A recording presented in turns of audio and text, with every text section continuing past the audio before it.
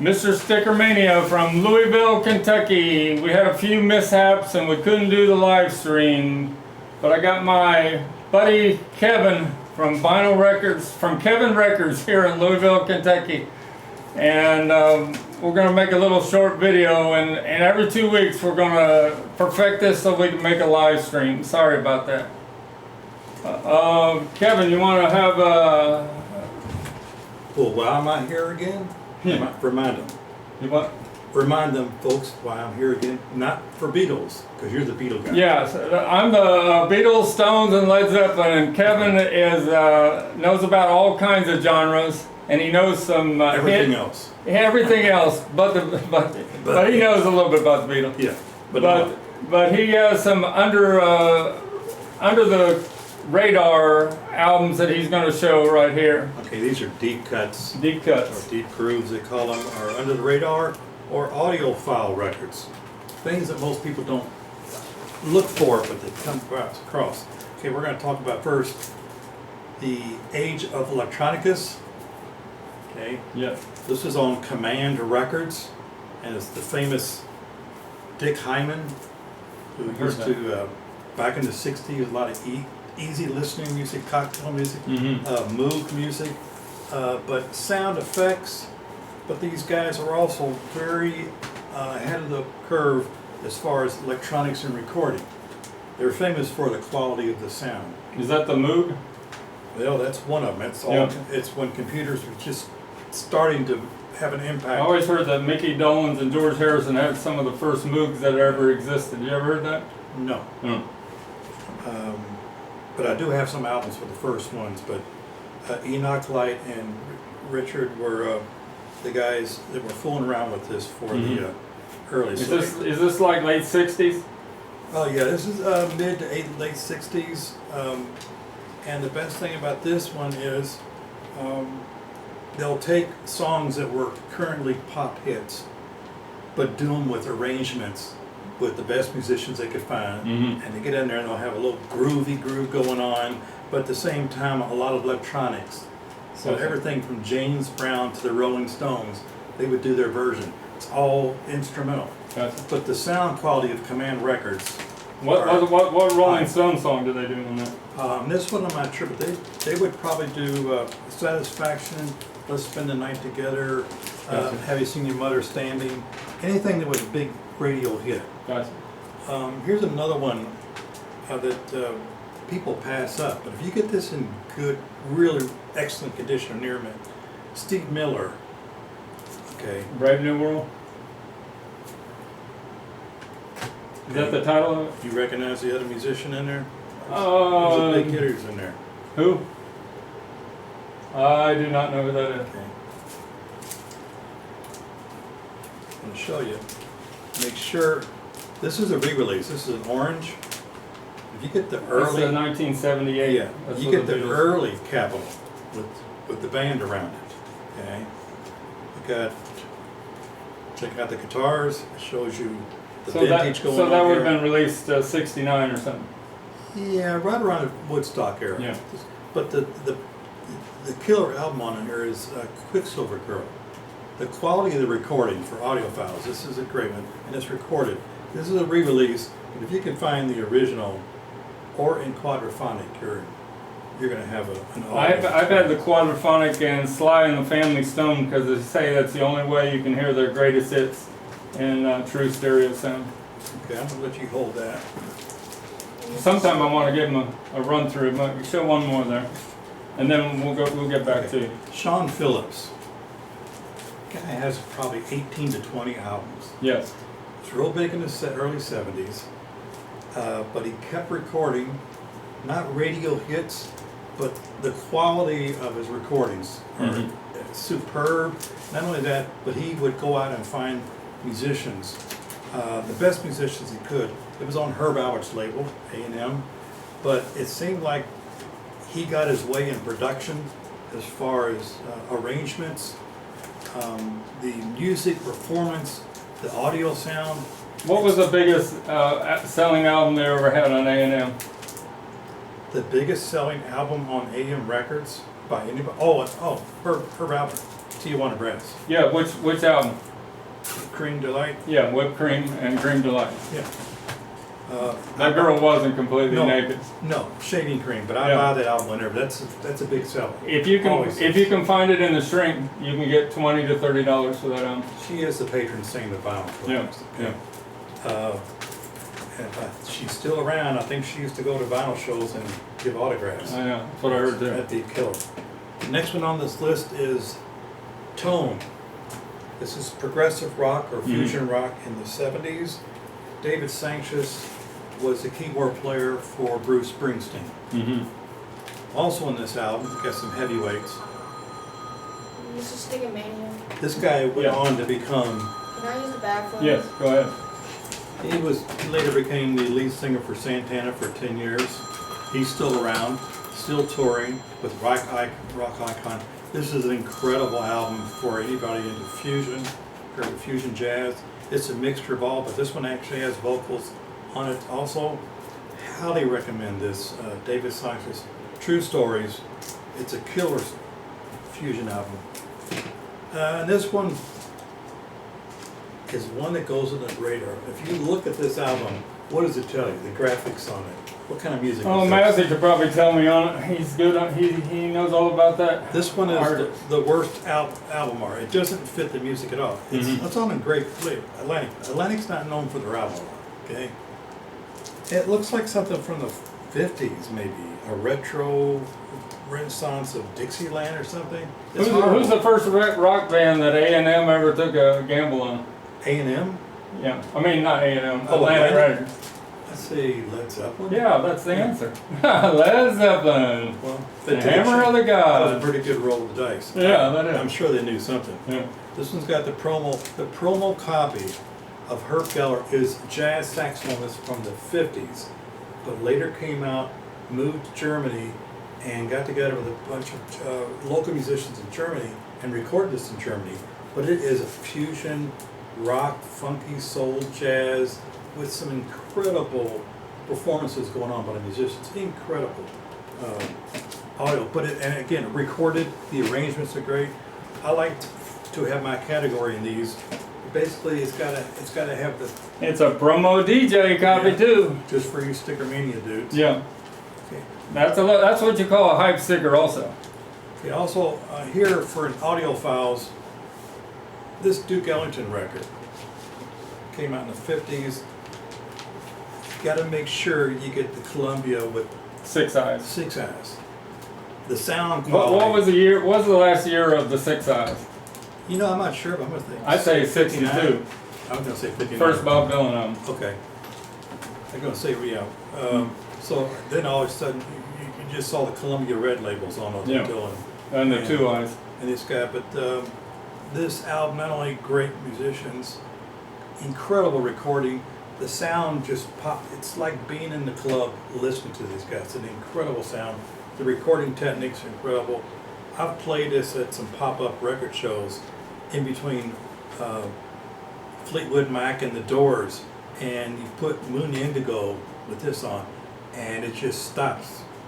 People just stop doing what they're doing and listen and look around and come up. It's like, God, who is this? Who are these guys? Mhm. Yeah, well, some guy, Duke Ellington, and he may be 100 different versions of this Mm-hmm. Moon Indigo. But this one, the way they had the microphones placed in the room, it is incredible the way the sound pops up on it. So So that's all I brought this week. that's what Kevin. Well, I will let Kevin go, and then I'm going to give you a tour of the room here. And in a couple weeks, we're going to bring him back, and hopefully we get the technology figured out for the live stream. What do you think, Sticker Kid? Can we do it? Very good. Very good. Thanks a lot, Kevin, for Sure. coming and showing us. I'll bring you some more gems,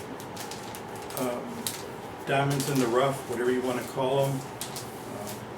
I'm sorry. I only deal in these 3 bands that I think are in the stratosphere, but you know. Let me guess. One would be the Beatles. Yeah, the Beatles. I'm surrounded by them. Yeah. I didn't see them live. You did? No. No, you didn't. Saw Paul McCartney in '76. What was your first concert? Emerson, Lake and Palmer, Okay. That had to 1970. be 70s. Yeah. Okay, so, wait, we're the same age. You didn't go to any concerts during the 60s? My dad took me to see Okay, here we go. Andy Williams and the Osmond Brothers because he couldn't afford the $100 tickets they were charging for the Beatles the day before at the Indiana State Fair. Osmond Brothers. Okay. And Andy Williams brought Donnie out as a little kid, and they did a duet together. Not the Osborne brothers, but the Osmonds. Yeah. Okay, Osborne brothers. I say, okay, Yeah. that's pretty good. Yeah.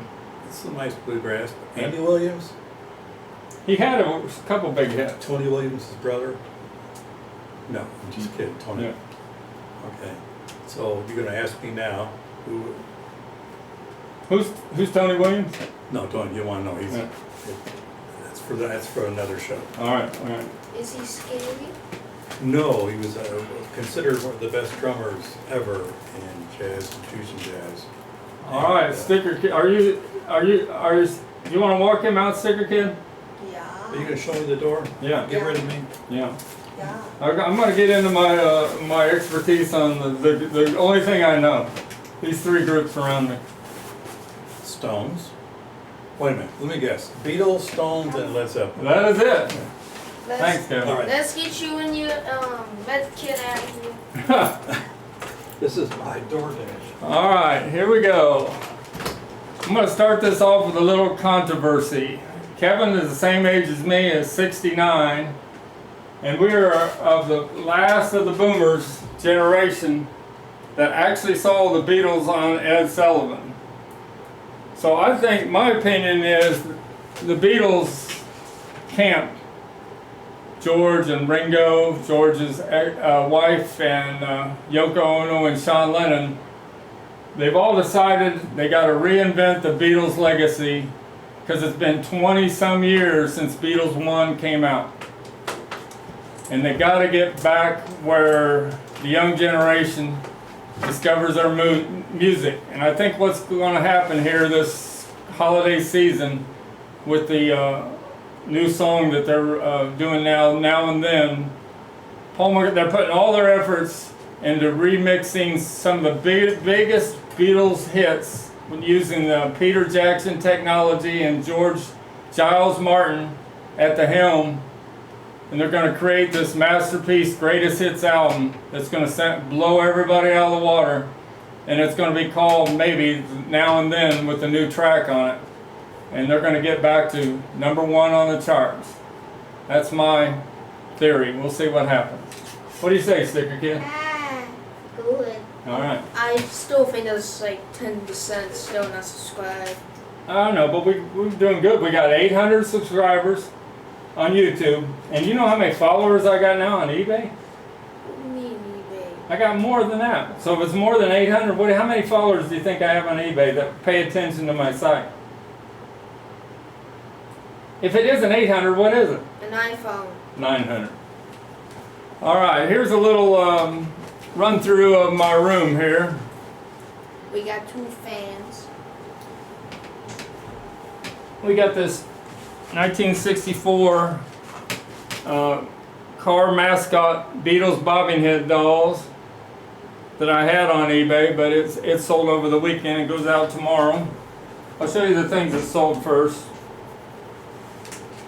We got this BC-13. This is from 1980, and it's all unplayed pristine records with beautiful laminated covers. Gotta be real gentle with this. This is already sold to Mr. Tom Port from Better Records. It's going out tomorrow. This is, in my opinion, the best audiophile stereo pressing box set you can get of the Beatles, early 80s, that were all recut by Harry T. Moss before we hit the digital area time, the CD area. All right, what else? We saw the big old baby cover. yep. The big one. This sold 2 days ago. It goes out tomorrow. The original promo 1966 cover for the Butcher cover. These were all supposed to be destroyed, but a few of them made it into private collections. This is only the second time in 45 years I own one of these. But a collector wanted it real bad. It's going out tomorrow. Let's put that over here, Sticker Tim. Oh no, it's next to me. I'm scared now. And this is gonna, this is just sold here. My, my most expensive item I got on eBay, sold over the weekend. My signed early 1963 Please Please Me record. And the rumors of the story goes that George Harrison was the first one. They signed this when they played a little set in front of about 10 girls in Brian Epstein's record store in early '63, right after Please Please Me was released, and it was going to #1. But the rumor is that George Harrison signed both sides in the middle, and then Paul and Ringo signed the A side, and John Lennon didn't think there was enough room. He didn't want to cover over Parlophone, so he signed the B side right there, John Lennon. So that's pretty amazing. I got the. How expensive is it? How expensive do you think it is? Oh no. Not expensive as. We'll take a guess. All right, I'm gonna give you 3 things, and then you can guess. Was it 5,000? Did it sell for $5,000, $15,000, or more? Oh no. 15,000. No. You always. It sold for more. You tell me to choose. I know. I usually say I would give you a trick question there. All right, we got.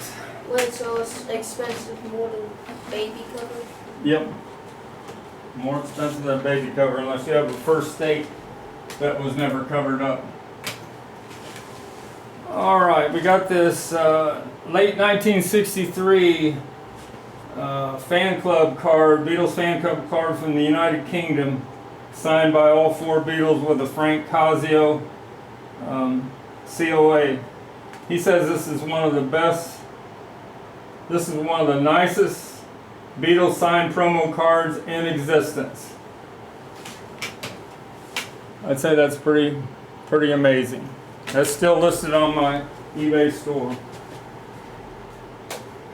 And I showed this in the short video, but I'll just show you because I think this is pretty amazing. Who do you think the greatest partnership that ever wrote popular music songs of all time? There's 2 people, and they're both on this one card. Can I see? Yeah. John Lennon. John Lennon And George. and Paul McCartney. Who's Paul? Who's Paul? On the same card, on different sides. Pretty amazing. All right, we got these. You've seen a lot of these in the shorts, so I'll just take a quick rundown. We got this transistor radio from early '64. It's an AM radio. The Beatles were each given, they gave them one that they shared when they came to America on February 7th, 1964. And in the Beatles' first visit video, you can see Paul holding it up in his limousine when the Beatles were going to the Ed Sullivan Show.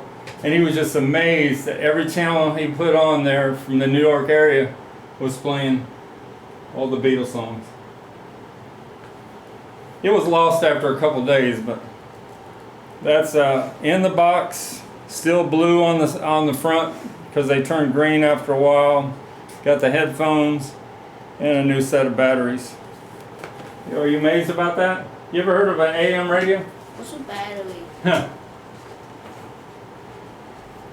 We got this binder from 1964, and it's got Paul McCartney's. His cigarette hasn't been airbrushed out of it. Real nice shape.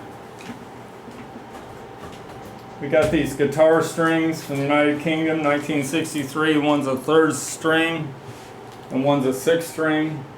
Still sealed in the package. we got this, what I think is one of the most important Beatles concerts of all time, 1965 Shea Stadium, the first big stadium show. And the tickets were $5.65 to see the Beatles. Mick Jagger was at the show. So was Linda McCartney, and a lot of celebrities were there. We got these two early, when you belonged to the Beatles fan club in 1963 in the United Kingdom.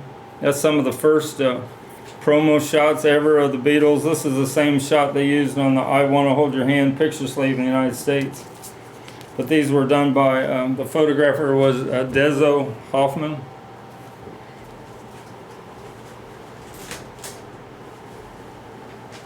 This is pretty amazing, I think. And don't open this up. This is been sealed for almost 50 years, or 55 years. 1966, when you bought Nestle's Quick or Lux dolls for $2.50, you could send away and get the inflatable dolls. All 4 Beatles inflatable dolls are still sealed in this package. You like that? What's inside of it? Yeah, I opened another one up, and I'm not opening this one up. This is up for sale on my eBay store. And we got this amazing Beatles record player from 1964, the New York area, made by Symphonic. Has the original hand tag, which you never see. And that's the hand tag, and this is the instruction sheet. And no, those aren't real autographs on the back. Those are free. The thing about Beatle autographs, 99% of all the Beatle autographs on the internet are fake, or were people that worked for the Beatles, like the road managers and the secretaries. They were all trained to copy their autographs because the demand was off the hook, and the Beatles really didn't want to be bothered after they came to America in early '64, because they at one time they were at a British embassy on February 11th that night, and they tried to cut off a little bit of Ringo's hair as a souvenir, and John Lennon got furious and made them leave, and he told their manager Brian Epstein, he said, "Don't ever put us in that situation again." So their 2 road managers were trained to almost exactly copy their autographs, and they would just sit there for hours signing all these. They would sign thousands of these and give them to people that were asking for Beatles autographs, and people thought they were getting the real thing. But this is another Beatles record player I got that's also from Symphonic. I've never seen it before, but I don't know if it's created by the factory or somebody put it together, but it has the same photo. It's got the serial tag, and it's got the same Beatles thing on the front. I thought it was pretty neat. I need to bring that record player to the camera because you couldn't really see it. This one? Which one? The one you were comparing, that one.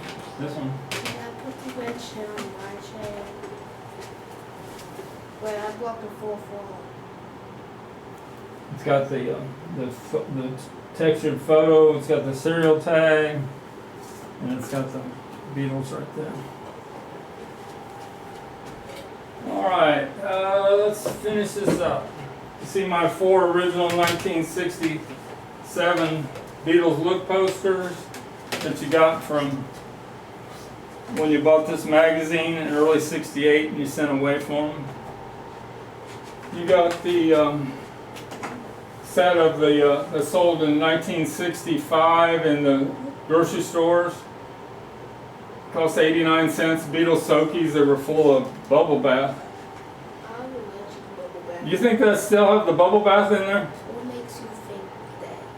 No, you have to empty them out because the bubble bath comes real acid and would take off all the paint. Got these missing Ringo, these 3 Remco dolls from '64 with their original boxes. They're all soft rubber dolls.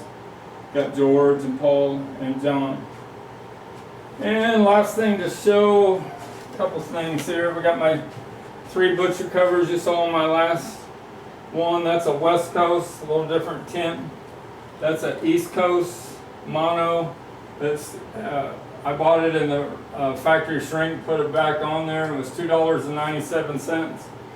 And we got this one I did a couple nights ago. And you see it has a little saw cut. That means it was a cutout and it couldn't be sent back.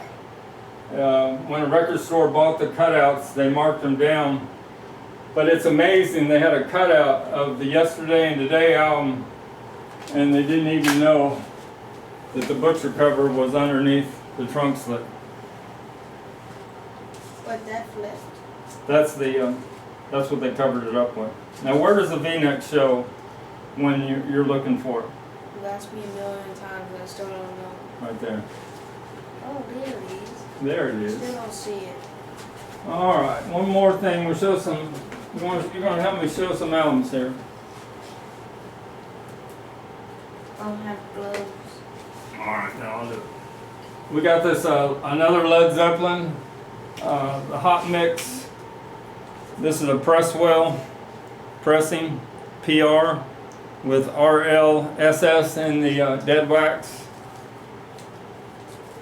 In my opinion, the most powerful rock album ever recorded. May I hold my gloves so I can help you? Yeah, go get some gloves. Thank you. You're welcome. We got some audiophile pressings.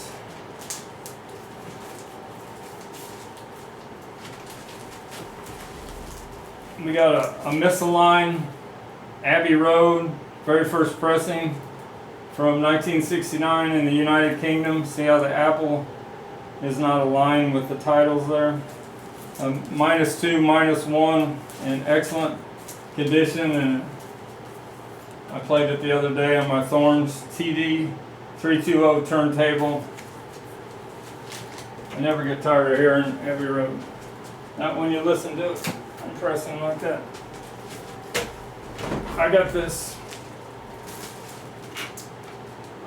late 60s from the United Kingdom stereo, Please Please Me, with a -1, -2 in the dead wax. And did you know that on Please Please Me, the stereos were corrected at the right speed, but the monos came out first, and the tape was a little bit too quick. So if you really want to hear Please Please Me the way it really was recorded, you need to buy the stereo pressing. I think the video ends in 2 minutes, but I'm not sure. We got a late 70s pressing of Revolver from Germany. It's an audiophile pressing. And then the famous Germany pressing of Magical Mystery Tour. You haven't heard Magical Mystery Tour album until you play this pressing here. This is a rare Ed Rudy album, 1965, live Beatlemania concert. It's not really the Beatles that you hear on the recording because he didn't have the rights to, but the interviews in between the songs are actually happened at a Beatles concert, but the Liverpool lads are faking the Beatles music. All right, you want to hand me these Led Zeppelins as I do it? Hold on to them gently. These are Hype Sticker albums. We got Led Zeppelin 4 with the Hype Sticker for Stairway to Heaven and the titles on the black sticker on the back. This is the first pressing with Porky, Pecco Duck in the dead wax.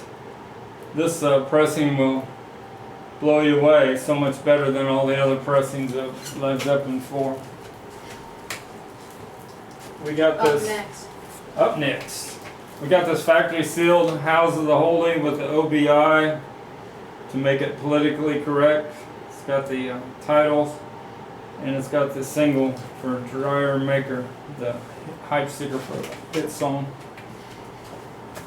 We got, just sold this yesterday, Physical Graffiti. This is a Monarch pressing from 1978, and I've never heard Physical Graffiti before in this audiophile pressing.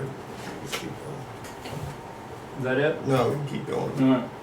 Alright, we got the Rolling Stones to show and then we're done. This is a lot of Rolling Stones. I'm giving. Give me a few. These are all Rolling Stones with hype stickers. We got the 1965 pressing of Out of Our Heads with the hype sticker for their biggest song of all time, I Can't Get No Satisfaction. We got the 1966 pressing of December's Children of Mono with the hype sticker for Get Off My Cloud and As Tears Go By. We got the 1966 pressing, I think it's the 67, of Between the Buttons and the hype stickers for Ruby Tuesday. We got the 1969 pressing of Through the Dark Big Hits with the hype sticker for Honky Tonk Women. We got a sealed mid-70s copy of Sticky Fingers with the zipper pulled down a little bit so the records didn't get ruined, because if you had it up too far they'd be right up against the grooves of the record. And it's got the hype sticker for all the songs on the back. This is one of my pride and joys. Got a sealed first press. Call this the Unipack cover of Exile on Main Street. It was discounted at $8.48 from $11.98 in 1972, and got the hype sticker for the titles on the back. Perfect condition. It's up for sale on my eBay store. We got the first cover that was recalled because the women wanted to all be paid the estates of Judy Garland and Farrah Fawcett and Marilyn Monroe, so they had to change and black out all their faces in the next pressing. Got the hype sticker for Miss You. I only had this a couple times. This is a rare hype sticker to get for She's So Cold and Emotional Rescue. For the Emotional Rescue album from 1980 by the Rolling Stone. It even has a saw cut. It means it was deleted and sent back to the stores, but that rare hype sticker is amazing. Got the first pressing of Hot Rocks. This is called the Shelley Mix, that has outtakes of Brown Sugar and Wild Horses on it. It's a near mint on both records, and this is the Hot Rocks pressing doom, let me tell you. Got two more things over here. Got the Bob Dylan from 1963. This is a mono copy. It's got the rare hype sticker of Blowing in the Wind affixed to the cover. Got the 1975 pressing of Pink Floyd Wish You Were Here. Still has the blue factory shrink that over the white cover. The hype sticker on it. And my last one, the end, I got this promo copy of Nevermind the Bullocks. Here's the Sex Pistols. As the hype sticker says, this album may contain material unsuitable for airplay. Promotional copy not for sale. It's a white label promo. And it's got the first pressings didn't have submission, and they added this on there on the second pressings, a little hype sticker, because they realized they forgot to put submission on the back. So that's my video for today, and sorry about we didn't get a live stream going, but we will get all the kinks worked out, and see you in a couple weeks. Me and Kevin from Kevin Records. Thanks a lot from Louisville, Kentucky.